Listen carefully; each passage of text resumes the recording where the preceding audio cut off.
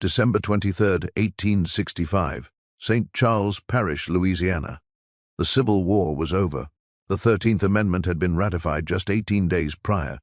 Slavery was officially dead in America. But at Belgrove Plantation, 43 miles west of New Orleans, Master Jacques Beaumont didn't care about laws. That night he conducted the impossible, a secret slave auction. 200 souls, legally free, were sold like cattle to the highest bidders. By dawn the mansion was ashes, 43 people were dead, and 200 voices began screaming. They haven't stopped screaming since. This is not a story of revenge.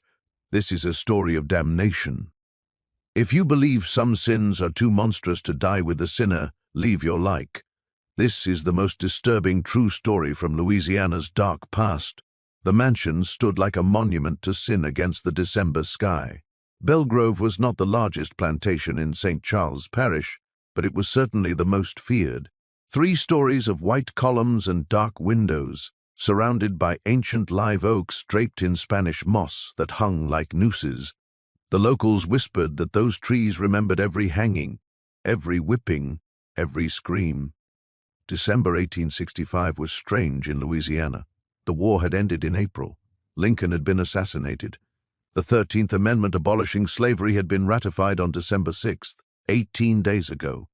Legally, there were no more slaves in America, but in the Deep South, law and reality were different things. Jacques Beaumont was 56 years old, descended from French aristocracy that had fled Haiti after the Revolution. His family had learned one lesson from that blood-soaked rebellion: never ever trust the enslaved, and never ever let them go. When news of the 13th Amendment reached Belgrove, Jacques didn't free his 200 slaves. He locked them in the quarters, posted armed guards, and sent telegrams to every wealthy planter from Texas to Florida with a simple message: one final opportunity, premium merchandise, absolute discretion, required. He was going to sell them all, every single one, free or not. The mansion itself seemed to know something evil was coming. The house slaves whispered about it in the kitchen, about how the mirrors had started showing shadows that weren't there, about how the clocks would stop at midnight and refuse to move forward, about how the portraits of dead Beaumonts would be found, turned toward the walls each morning. But the most terrifying whispers came from Mama Louisa. She was 67 years old, born in Haiti, brought to Louisiana as a child. Her back was a map of scars, 100 lashes when she was 16 for learning to read, 50 more when she was 22 for singing in Creole, 75 when she was 30 for looking Master Beaumont's father directly in the eyes. But Mama Louisa had something the Beaumonts never suspected. She was a mambo, a voodoo priestess, not the tourist voodoo of New Orleans streets, but the real thing, the dark thing, the Haitian thing that had drunk the blood of French masters and spat out a free nation. For 50 years she had served the Beaumont family, cooked their food, raised their children, smiled when required, and waited. She had a granddaughter, Celeste, 8 years old, eyes like morning stars, voice like wind chimes, the only beautiful thing in Mama Louisa's world of ugliness. When Master Beaumont announced the secret auction, when he declared that freedom meant nothing and he would sell every soul on the plantation, Mama Louisa asked him one question: "Master, the child Celeste, where will she go?" Jacques Beaumont laughed, actually laughed. "That pretty little thing? Oh, Louisa, she's going to fetch the highest price of all. There's a gentleman from Texas, runs a special establishment in Austin. He pays premium for girls that young, trains them early, you understand." The words hung in the air like poison. A brothel. He was selling an 8-year-old child to a brothel. Mama Louisa's face didn't change. She had learned long ago never to show emotion in front of white folks. She nodded, curtsied, said, "Yes, master," and walked back to the quarters with murder in her heart. No, not murder. Something far worse. The quarters were chaos. 200 people who had been told they were free, now being told they would be sold. Families torn apart, children screaming, men with their heads in their hands, women wailing spirituals that sounded like funeral dirges. But Mama Luisa moved through the chaos like a stone through water, calm, purposeful, cold. She went to her cabin, a tiny thing 12 feet by 12 feet, where she had lived for 45 years. She reached into the space beneath the floorboards where she kept her secret things. The things the Beaumonts never found in 50 years of searches. A cloth bag, red, faded with age. Inside, graveyard dirt from 7 graves, collected at midnight on 7 separate full moons. 13 rusty nails from coffins, pulled from the dead while whispering prayers in Creole.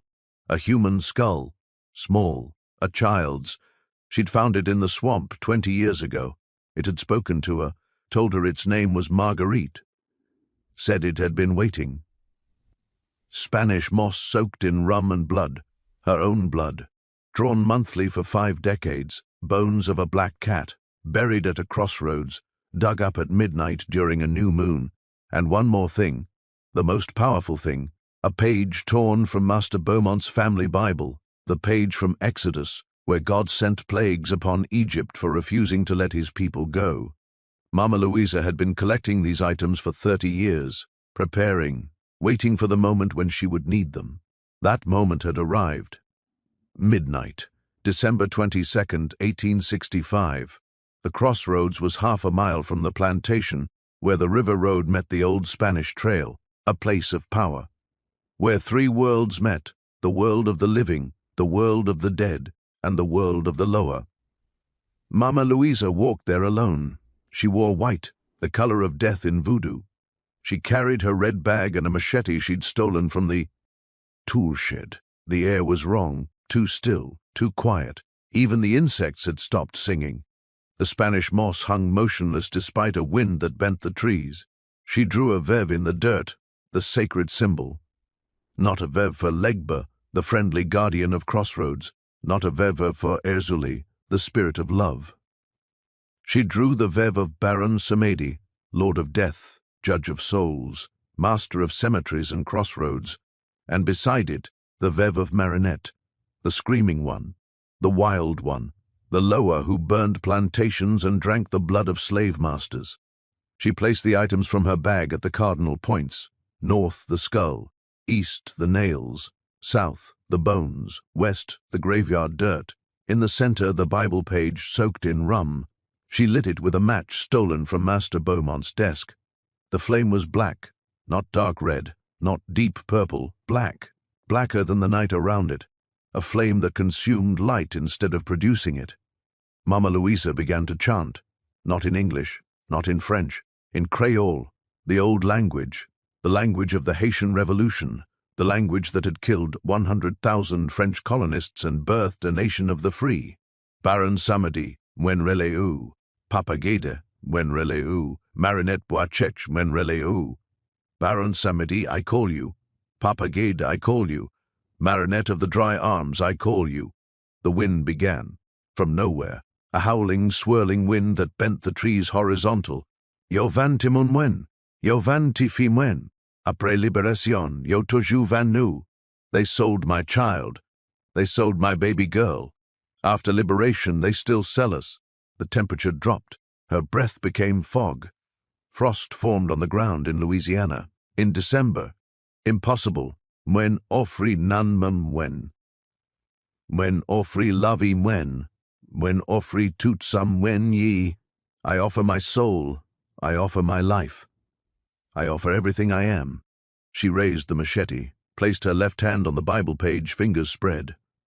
Men san wen, men che wen, men badichon wen. Here is my blood. Here is my flesh. Here is my curse. She brought the blade down. The scream that came from the crossroads was not human. It was 200 years of oppression given voice. It was every whip crack, every rape, every child torn from a mother's arms, every man lynched, every woman sold, every dream destroyed, all of it compressed into a single sound that shattered windows in houses half a mile away. At Belgrove Mansion, every clock stopped at midnight, every mirror cracked, every dog began howling. And in the slave quarters, every single person stopped what they were doing and looked toward the crossroads. They didn't know what had happened, But they knew something had changed, something fundamental, something eternal. Mama Louisa stumbled back to the quarters at 3 a.m. She was pale, weak. Her left hand was wrapped in cloth. She had taken 2 fingers with the machete, offered them to the lower, but she was smiling, not a happy smile, a terrible smile, the smile of someone who has traded everything for one perfect moment of justice. The other slaves saw her and stepped back. There was something wrong with her eyes. They were filmed over, milky white, but they saw everything, saw through everything. "Mama Louisa?" It was Samuel, one of the field hands. What did you do?" She turned those terrible eyes on him. "I made a deal," she whispered. Her voice was layered, as if multiple people were speaking through her mouth. "They want to sell us? Let them. Let them gather. Let them come, all of them. Every master, every buyer, every overseer, every slave trader. Let them all come to Belgrove tomorrow night." "What's going to happen?" "Tomorrow night," Mama Louisa said, and her smile widened impossibly. "They will hear what we have heard for 200 years. They will feel what we have felt. And they will scream. Oh, they will scream. And they will never stop screaming." She walked to her cabin and closed the door. No one saw her again until the auction began. December 23rd, 1865, 8 p.m. They came from everywhere. 27 buyers from across the South. Men who had lost their property to the 13th Amendment and wanted to rebuild their investments. Men who didn't care about laws or morality or God. Men who cared only about profit and power and the natural order as they understood it. Master Jacques Beaumont welcomed them in the grand parlor of Belgrove Mansion. Crystal chandeliers, imported furniture, paintings of dead ancestors who had built their fortune on human misery. "Gentlemen," Jacques announced, raising a glass of bourbon, "welcome to the final auction of the Old South. Tonight, we defy history. Tonight, we restore the natural order. Tonight, we prove that no Yankee law can change what God Himself ordained." Applause, laughter, the sound of men who believed they were untouchable. The auction was held in the ballroom, a massive space on the first floor, with windows that overlooked the Mississippi River in the distance.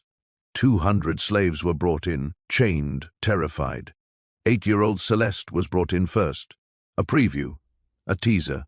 "Gentlemen," Jacques purred, "I present exceptional merchandise, young, trainable, unspoiled, perfect for specialized establishments. Shall we start the bidding at $2,000? $3,000!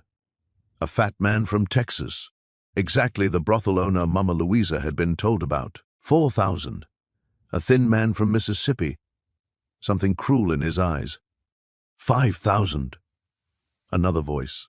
Celeste stood on the auction block, tears streaming down her face, while men bid on her future, on her body, on her innocence. From the back of the room, Mama Louisa watched, waited, and began to whisper. 11:47 p.m., December 23rd, 1865. The auction had been going for hours. 150 slaves sold, 50 more to go. The buyers were drunk, satisfied, already discussing transportation logistics. Master Jacques Beaumont stood on the auction platform, gavel in hand, believing himself master of the universe. The first scream began at 11:47 p.m. exactly, not from the slaves, from the buyers. It started with the brothel owner from Texas, Marcus Doyle. He had successfully purchased Celeste for $6,500, was holding her bill of sale, smiling, imagining his profits. Then he froze. His smile disappeared, his eyes went wide, and he began to scream, not a scream of pain, a scream of hearing, as if something inside his head had suddenly become unbearably loud. "Make IT stop!" he shrieked, clawing at his ears. "Make IT stop! The voices! The voices!" The other buyers laughed nervously. Doyle's had too much bourbon. Then another man started screaming, then another, then 5 more. Within 60 seconds, every buyer in the room was on the floor, hands clamped over their ears, screaming about voices. Master Jacques Beaumont tried to maintain control. Gentlemen, what is the meaning of Then he heard it too. Voices, hundreds of them, thousands of them, all screaming at once. Not screaming words, just screaming. The sound of 200 years of enslaved people crying out in agony, all compressed into a single sonic assault inside his skull. He couldn't cover his ears. The sound wasn't coming from outside. It was coming from inside, from the depths of his own mind, where all the screams he'd ignored for 56 years had been accumulating, waiting. Every slave he'd ever whipped, every family he'd ever separated, every child he'd ever sold, every woman he'd ever violated, every man he'd ever broken, all of them screaming, at once, forever. The slaves in the ballroom began backing away from their masters, eyes wide with confusion and terror. The buyers were thrashing on the floor now, clawing at their own faces, drawing blood. The sound in their heads was increasing in volume, growing louder, louder, louder. One man, a plantation owner from Alabama, grabbed a letter opener from a nearby desk and drove it into his own ear, trying to reach the sound, trying to make it stop. He succeeded only in destroying his eardrum. The screaming continued. Jacques Beaumont was on his knees now, blood running from his nose. "Make IT stop! Make IT stop! I'm sorry! I'm sorry!" From the back of the room, Mama Louisa stepped forward. Her eyes were completely white now. Her voice, when she spoke, was a chorus of hundreds. "You are sorry," she said, and the voice contained multitudes. 200 years of slavery, and now you are sorry. You steal freedom after freedom is won, and now you are sorry. She walked through the chaos, stepping over writhing bodies, moving toward Jacques Beaumont. "You want the screaming to stop?" she asked, kneeling before him. "It will never stop, never. You will hear every slave that ever existed, every mother whose child was sold, every man who was whipped to death, every woman who was raped, every child who died in the cotton fields. You will hear them all, in this life and the next, forever." Jacques Beaumont looked up at her with eyes full of madness. "Please, Louisa, please." "I am not Louisa anymore," she said. "I am the voice of the voiceless. I am the scream of the silenced. I am the reckoning." She raised her hand, the one missing 2 fingers.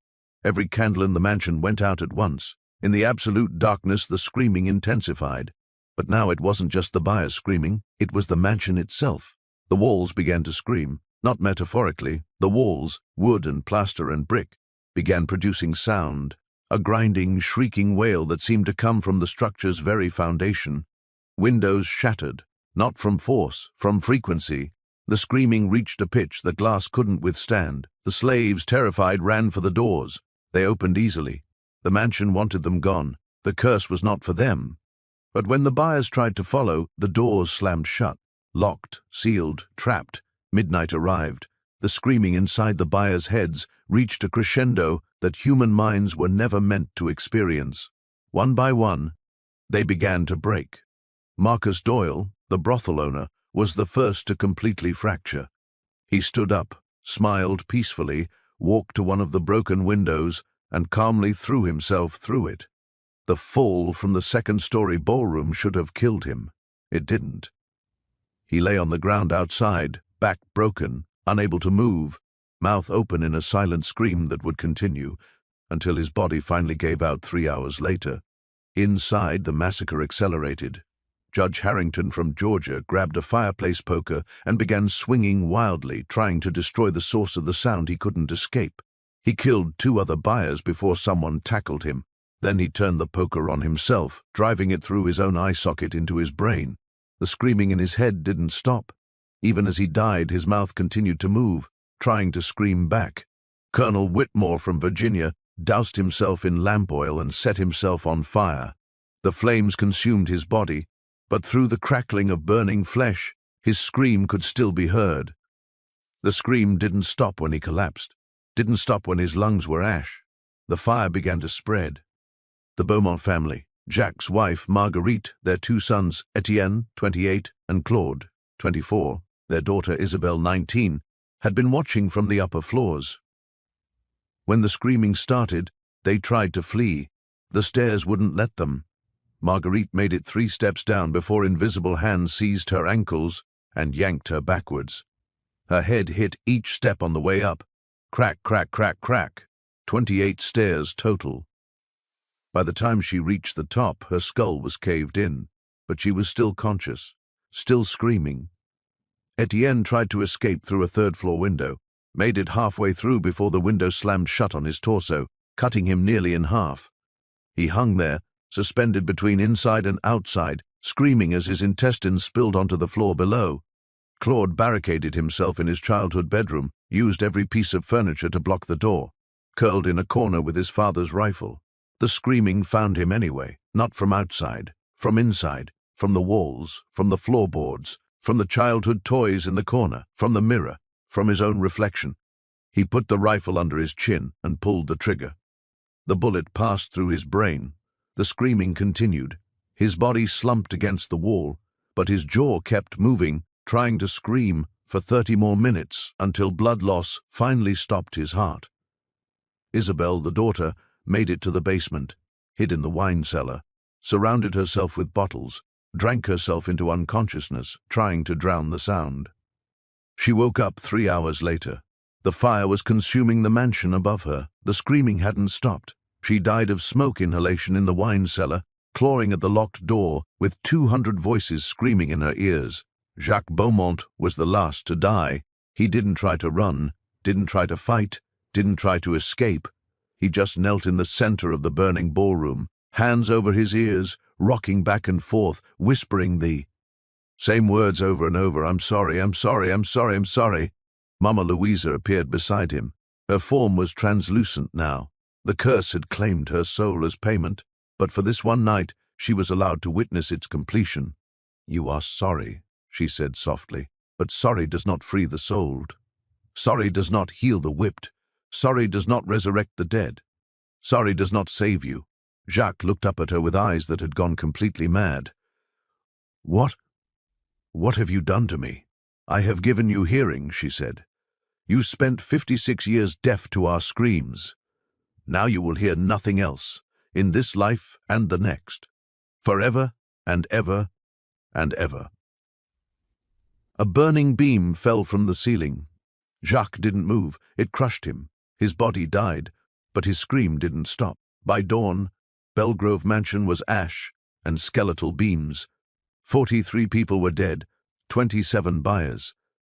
Jacques Beaumont and his entire family, 12 overseers and house slaves who had stayed loyal to the masters, the 200 enslaved people who had been brought for auction, were gone, fled into the swamps and beyond. Most made it to New Orleans, some to Texas. Others simply disappeared into the landscape of a South that no longer knew what to do with free black people. But the screaming didn't stop.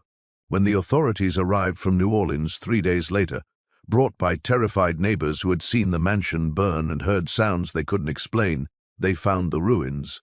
And they heard screaming, not loud, not overwhelming, but constant, persistent, coming from everywhere and nowhere. Sheriff Duchamp, a hard man who had seen war and horror, lasted 15 minutes on the property before fleeing. His report, filed with the Louisiana State Police, contained one line that was later redacted. "The dead are not finished screaming."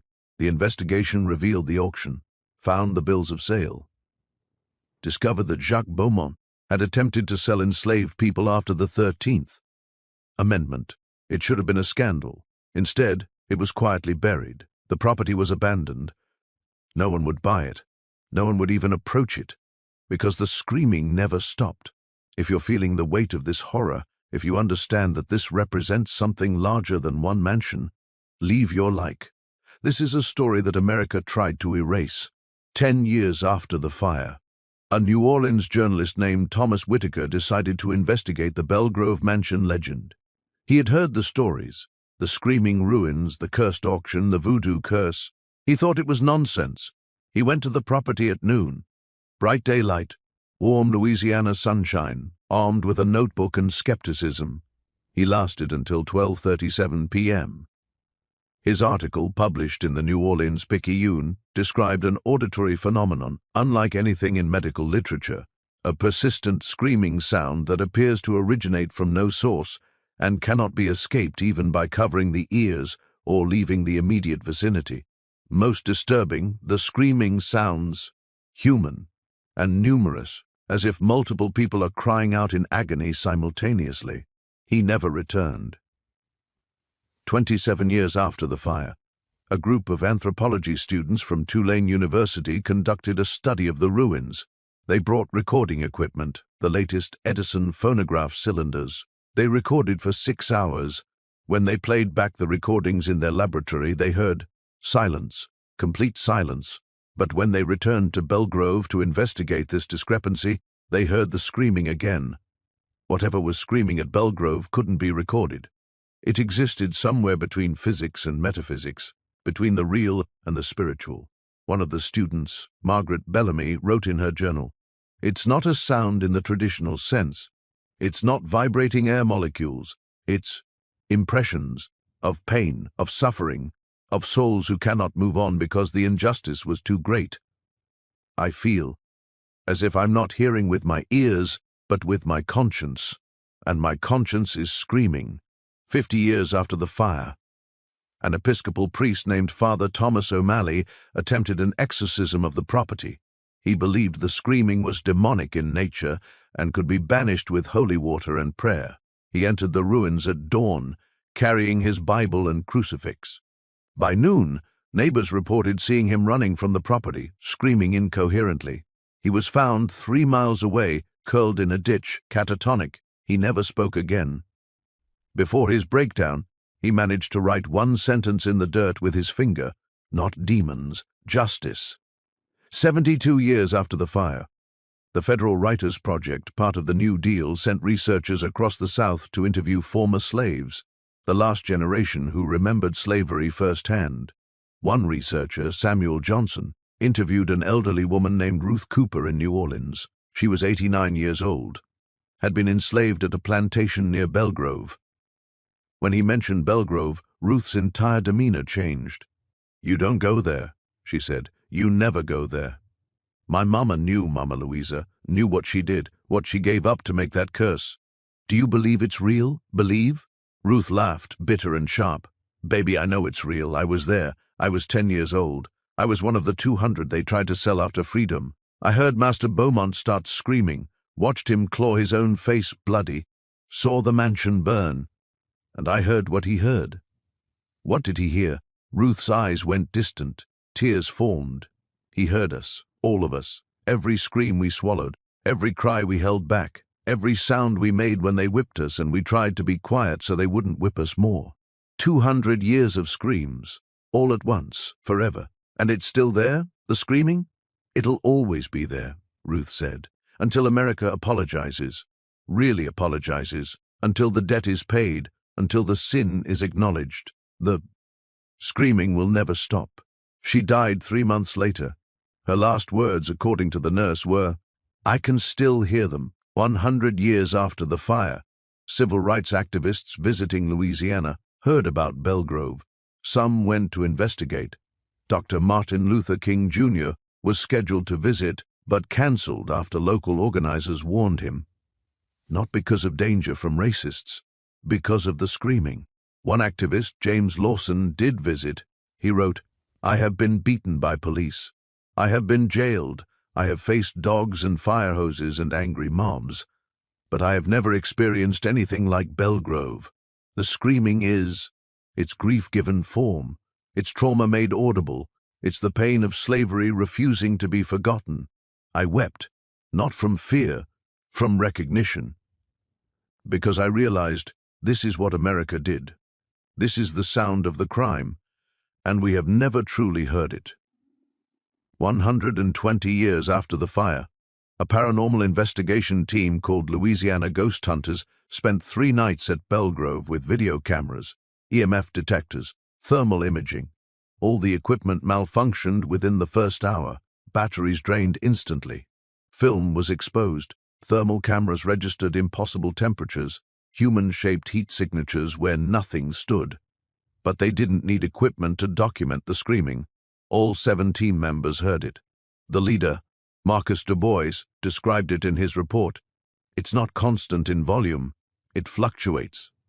Sometimes it's a whisper, barely audible, easy to dismiss as wind. Then suddenly it's a roar, 200 voices at maximum volume, screaming in agony and rage and grief. The strangest part, It's synchronized. 200 different voices, but they rise and fall together, as if orchestrated, as if they're all screaming the same scream, just from different throats. On the third night, at 11:47 p.m., the exact time the curse manifested in 1865, all 7 investigators experienced the same thing. The screaming moved inside their heads. For 30 seconds, they heard what the buyers heard, what Jacques Beaumont heard, what killed 43 people in one night. They ran. Marcus Dubois never investigated another paranormal case. 140 years after the fire. Hurricane Katrina devastated Louisiana. New Orleans flooded. Thousands died. The landscape was transformed. Belgrove Mansion was untouched.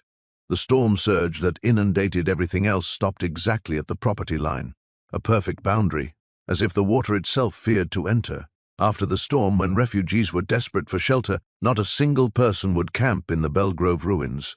They preferred to sleep in flooded houses, on rooftops, in FEMA tents. One man, Donald Reed, tried to shelter there despite warnings. He lasted 4 hours. When rescue workers found him the next morning, he was sitting in the ruins, staring at nothing, tears streaming down his face. "I heard my ancestors," he whispered.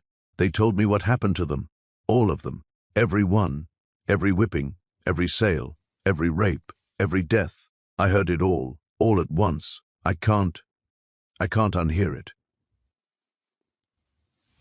He spent 6 months in psychiatric care. He still, according to his daughter's testimony, hears screaming when he closes his eyes. 150 years after the fire, a documentary crew tried to film at Belgrove. They had permits, they had security, they had $200,000 worth of equipment. The project was abandoned after 3 days. The director, Lisa Chen, explained in an interview, "We all heard different things. My cameraman heard screaming, my sound engineer heard singing, spirituals," she said, but in voices that sounded like they were being torn apart. "My production assistant heard children crying. I heard arguing, heated, angry arguing, the sound of an auction. A man's voice saying numbers, other men's voices bidding, and underneath it all whimpering, people crying, begging. But the worst part wasn't the sounds, it was the feelings. The moment we stepped onto that property, all of us felt it. Rage, grief, injustice. Not our feelings, we were fine before we arrived. These were impressions, emotional echoes, the residue of 200 years of suffering, compressed into one location and one moment.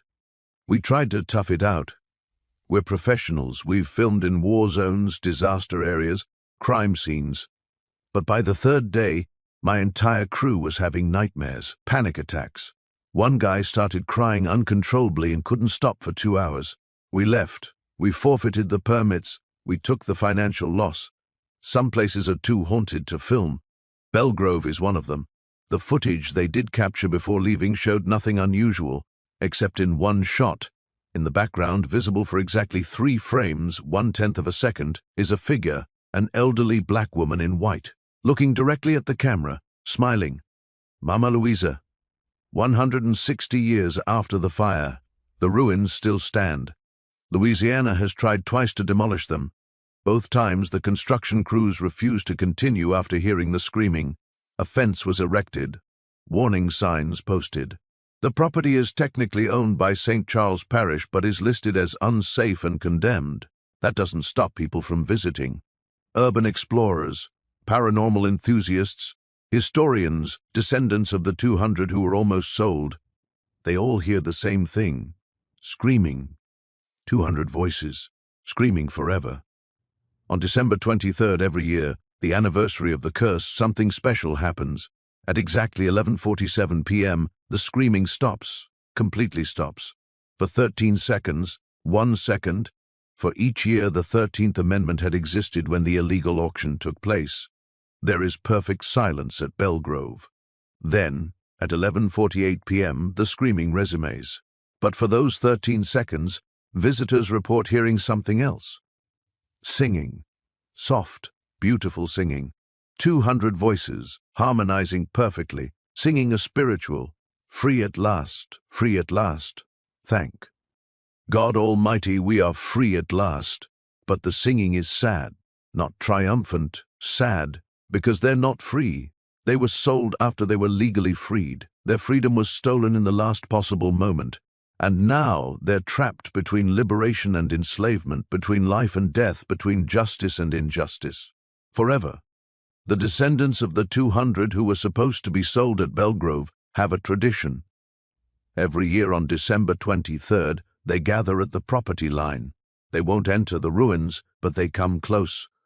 They bring flowers, candles, photographs of ancestors, and they sing. They sing spirituals, freedom songs, gospel hymns. They sing for the 200 souls trapped in that moment of ultimate injustice. They sing asking for forgiveness, not from the 200, but for the 200. Asking God or the universe or the lower to release them from Mama Louisa's curse. Because they understand something important.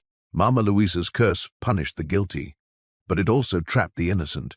The 200 souls who were almost sold are bound to Belgrove forever, screaming their pain, unable to move on.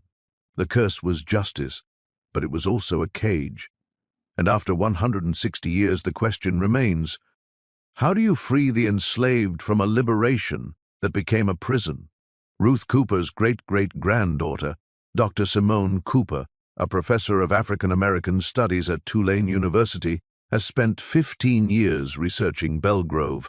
She's interviewed over 200 descendants, collected oral histories, studied voodoo theology with actual mambos in Haiti and New Orleans. In 2023, she published a paper titled The Belgrove Paradox: When Justice Becomes Eternal Suffering.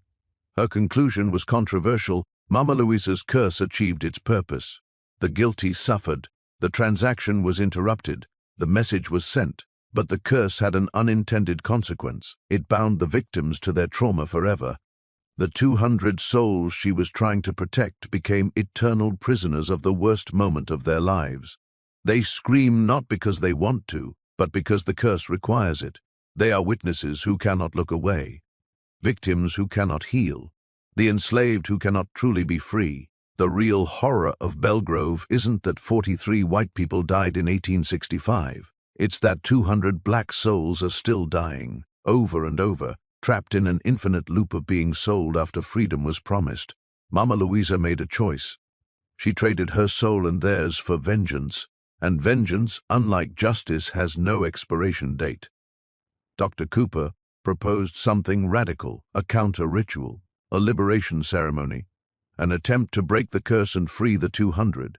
In December 2024, she organized it. December 23rd, 2024, 159 years after the fire, 300 people gathered at Belgrove, descendants of the 200, voodoo practitioners from New Orleans, Haiti, and Benin, historians, clergy from multiple faiths, civil rights activists. Dr. Cooper had consulted with 7 Mambos and 3 Houngans, male voodoo priests, to design the ceremony. They agreed on the approach. Ask Mama Louisa to release them, not break the curse, not overpower it, not dismiss it. Ask with respect, with understanding, with acknowledgement of the injustice that created it. The ceremony began at 11 p.m. They formed a circle around the ruins, 300 people holding hands. At the center, inside the ruins, 7 Mambos stood in white, each holding a candle and a photograph of one of the 200 whose names had been preserved in auction records. Dr. Cooper spoke first. Her voice was steady but heavy with emotion. Mama Louisa, we know you're here. We know you're listening. We come tonight not to judge you, not to condemn you. We understand why you did what you did. We honor the choice you made. You traded everything, your soul, your peace, your afterlife, to punish those who committed the final blasphemy. But Mama Louisa, the 200 are still suffering. They scream because they must. They are trapped because your justice became their cage. We ask you tonight, let them go. Let them rest. Let them be truly free. The guilty have been punished. The message has been delivered. The debt has been paid in blood and screams and 159 years of testimony. It's enough, Mama. It's enough. The wind began, not natural wind, wind that came from the ruins themselves, swirling outward in a perfect circle. The temperature dropped 30 degrees in 10 seconds. Every candle went out. Then in the darkness they heard it, not screaming. A voice, a single voice, old, female, speaking in Creole. "You asked me to release them? You asked me to end what I began?" Dr. Cooper answered in Creole. She had learned it specifically for this moment, we mama. "Yes. We ask with respect, with honor, with understanding." Silence. Then, "Why should I trust you? Your America has not changed. It has not apologized. It has not made amends. The sin continues in new forms. The 200 scream so America cannot forget. If I release them, America will forget." One of the Mambos, an elderly woman named Marie Toussaint, who had traveled from Port-au-Prince, stepped forward. "Mama Louisa," she said, "you are Mambo. You know the law of balance. You know that no curse, no matter how justified, can be eternal. Every working has an end. Every binding must eventually release. You have held these souls for 159 years. That is longer than any of them lived, longer than the time they spent enslaved. The curse has outlasted the crime. It is time, sister. It is time to let them go home." The wind intensified. The ruins began to glow, not with fire, with something else. Bioluminescence, like swamp gas, but in colors that don't exist in nature. Colors between blue and green and purple, all at once and none at all. And then they appeared, not solid, not ghosts in the traditional sense, impressions, shadows, outlines of people, 200 of them, standing in the ruins, surrounding Mama Louisa's translucent form. Children, adults, elderly, all frozen in expressions of screaming. But their mouths weren't moving. The screaming was coming from somewhere else now, from the earth itself, from the air, from the fabric of reality at Belgrove. The curse had outlived even the souls it was meant to protect. They were prisoners in their own liberation. Dr. Cooper saw something that broke her heart. Among the 200 was a small figure, a child, Celeste, Mama Louisa's granddaughter, 8 years old forever, mouth open in eternal scream, and Mama Louisa, seeing what Dr. Cooper was seeing, finally understood. She had damned her own granddaughter to save her. The voice that came next was different, broken, human again. "I did this to protect her, to protect all of them. I made the masters hear their pain, but I made them scream forever too. I didn't know. I didn't understand. The lower showed me vengeance, but not the cost, not the real cost." Mama Louisa's form solidified enough that they could see her face, see the tears. "Celeste, ma chérie, I'm sorry. I'm so sorry. I tried to save you and I trapped you. Forgive me, Bibi. Please forgive me." The small figure of Celeste didn't move. Couldn't move. The curse held her too tightly. Marie Toussaint spoke again, gentle but firm. "Mama Louisa, you know what must be done. To free them, you must release the curse. To release the curse, you must forgive." "Forgive?" The word was bitter, sharp. "Forgive the monsters who sold my baby?" "No," Marie said. "Forgive yourself for what the curse became, for what it did to those you loved. The masters are dead and damned, but these 200, they were never meant to suffer forever. You know this now. You must choose, again, vengeance or liberation. You cannot have both." The silence that followed was heavy enough to crush stone. Then, slowly, Mama Louisa turned to face the 200. She looked at each one, really looked, saw their frozen agony, saw what her justice had cost them. She approached Celeste, knelt before her great-granddaughter's ghost. "I'm sorry, Bibi. I thought I was saving you. I thought I was making them pay. But I was so angry, so full of hate, and I let that hate become a cage for you." She turned to the others. "All of you, I'm sorry. You deserved freedom, real freedom. Not this. Never this." She stood, raised her hands, the one whole, the one missing 2 fingers, and spoke in Creole, words that Marie Toussaint would later translate. "I, Mama Louisa, Mambo of the old ways, caller of Baron Samedi and Marinette Buddha Chesh, maker of the Belgrove curse, do hereby release this working. I free these 200 souls from my vengeance. I break the binding. I open the cage. I let them go. Baron Samedi, witness my words. Marinette, hear my choice. I offered my soul for their justice. I offer it again now for their freedom. Take what remains of me, but let them go. Please, let them go. Nothing happened for a moment. Then the screaming stopped, completely. For the first time in 159 years, Belgrove Mansion was silent. The 200 figures began to change. Their mouths closed, their expressions softened. The frozen agony melted away, replaced by something else. Peace. One by one they turned toward Mama Louisa, and one by one they smiled. Celeste moved first, ran to her great-grandmother, threw translucent arms around her. "It's okay, Meme," she whispered. "It's okay now. We can go home." The others followed. Some touched Mama Louisa's shoulder, some just nodded, some wept with relief. They forgave her, and in forgiving her, they freed themselves. The glow intensified, became warm, golden. The 200 began to dissolve, not vanishing, ascending, moving up and away toward something the living couldn't see but could feel. It felt like home. Mama Louisa watched them go, tears streaming down her translucent face. When the last of them, Celeste, holding the hand of another child, disappeared into the light, Mama Louisa turned to the living. "Thank you," she said simply. "Thank you for remembering them, for honoring them, for giving them what I could not." Dr. Cooper stepped forward. "Will you be free too?" Mama Louisa smiled, sad but genuine. "My freedom was spent long ago. I traded it for vengeance. That debt can't be unmade. But I'm content. They are free. That's enough. Where will you go? Where I was always going. To answer for what I did, the good and the bad, the justice and the suffering. Baron Samedi waits. It's time." The wind came again, soft this time, like a sigh. Mama Louisa's form began to fade. Her last words were in English, spoken to everyone. "Remember us. Remember what was done. Remember what it cost.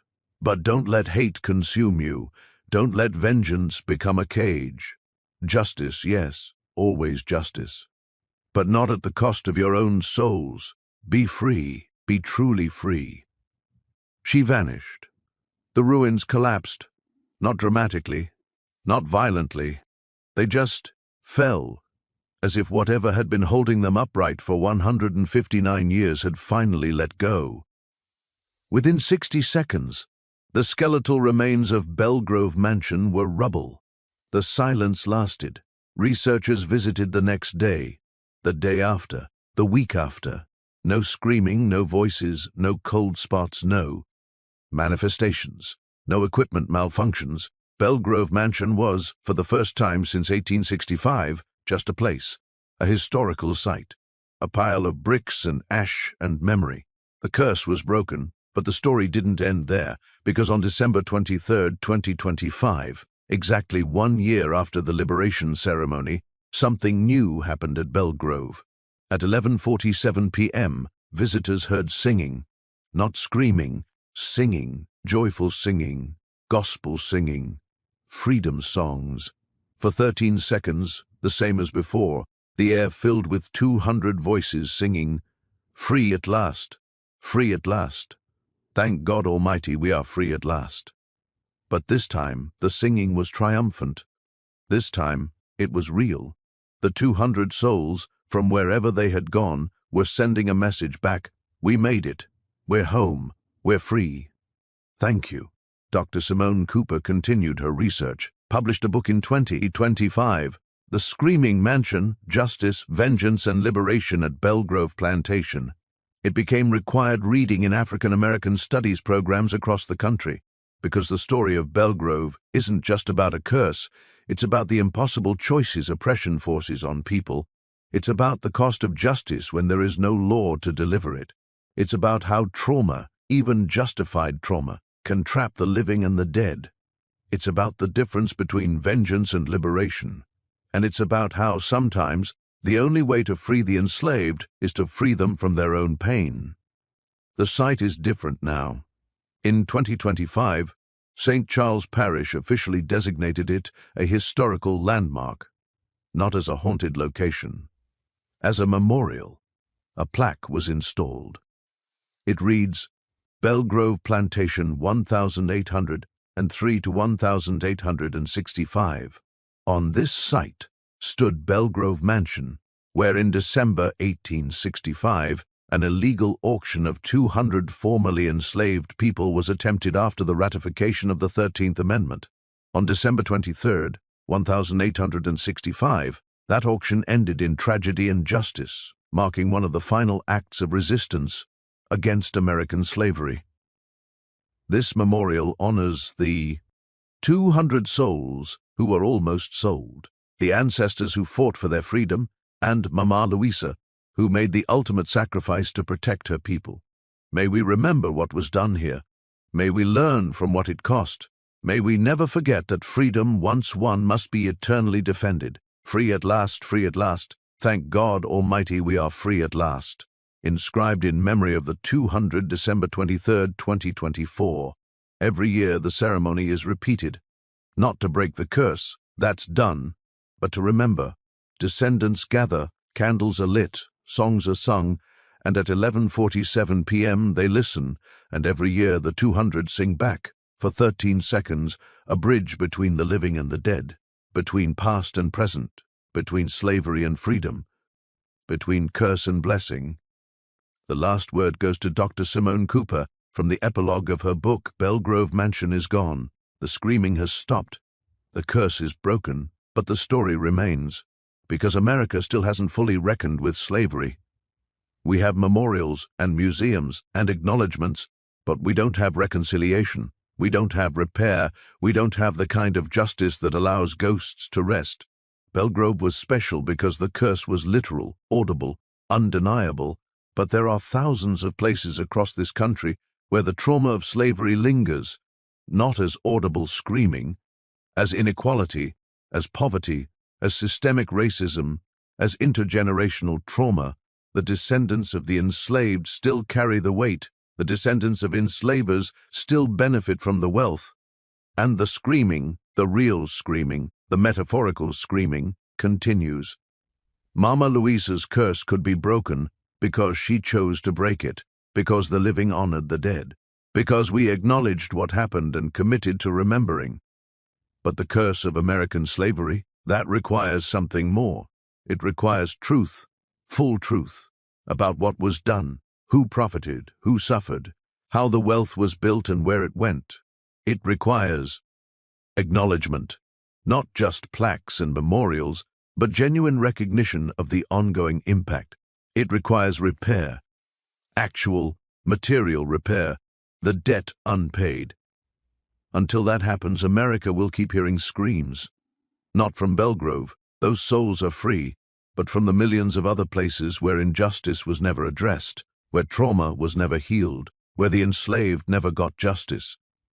Belgrove teaches us that liberation is possible, that even the deepest wounds can heal, that even the most justified anger can be transmuted into peace. But it also teaches us that liberation requires work, intentional, difficult, sacrificial work. Mama Louisa gave everything for vengeance. We freed the 200 by giving honor, acknowledgement, and the choice to let go. What are we willing to give to free the millions still haunted by slavery's legacy? That's the question Belgrove leaves us with. And until we answer it, really answer it, with action and repair and fundamental change, the screaming will continue. Just because you can't hear it doesn't mean it isn't happening. If this story moved you, if it made you think about justice and vengeance and the long shadow of slavery, leave your like. If you believe America still owes a debt to the descendants of the enslaved, comment below. If you want to hear more stories that textbooks don't tell, stories that America tried to erase, subscribe, and activate notifications, the screaming at Belgrove has stopped, but the conversation must continue. In the comments, tell me, have you ever visited a place that felt haunted by history? Do you believe in the power of curses and liberation rituals? What do you think America owes to the descendants of slavery? Should we focus on vengeance or healing? Remember, those who forget history are condemned to repeat it. Those who deny history are condemned to be haunted by it. This was the story of Belgrove Mansion, where 200 souls screamed for 159 years, where justice became a cage, where liberation required sacrifice. Share this story. Honor their memory. Never forget.